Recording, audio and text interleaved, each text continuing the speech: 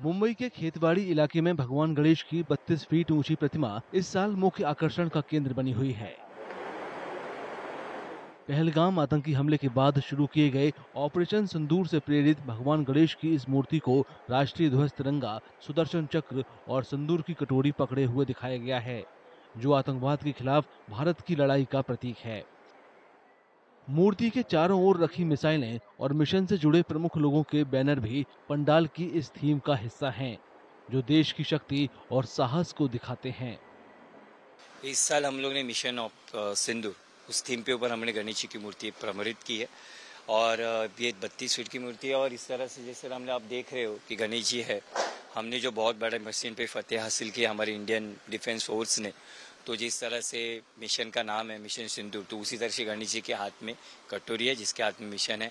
और जिसने mission success किया वो जो रटेल SU-15 वो हम लोग रखा है। उसके बाद जो प्रोटेक्ट कवर था सुदर्शन चक्र है वो हम लोग ने गणेश जी के हाथ में रखा है। और उसके बाद जिसको हमने फतेह किया, हमने जीत हासिल की और जहाँ झंडा गाड़ा है वो विश्व विजेता हमारा तिरंगा गणेश जी के हाथ में। खेतवाड़ी में पिछले 6 दशकों से गणेश चतुर्थी का उत्सव बड़े ही धूमधाम से मनाया जाता रहा है और यहाँ पर हर बार की थीम ऐसी होती है जो किसी विशेष विषय पर समाज में जागरूकता फैलाए।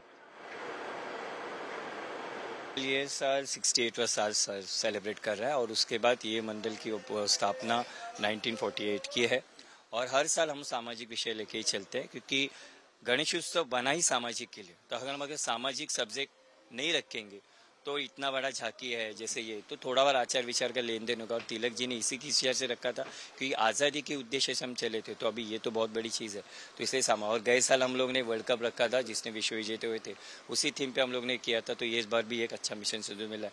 हम लोग सामाजिक विषय को सब्जेक्ट को लेकर गणेश जी की मूर्ति बनाते हैं। इस पंडाल में रखी भगवान गणेश की मूर्ति के दर्शन के लिए दूर दूर से श्रद्धालु पहुंच रहे हैं और गणपति के आशीर्वाद के साथ ही ऑपरेशन सिंदूर पर गर्व कर रहे हैं।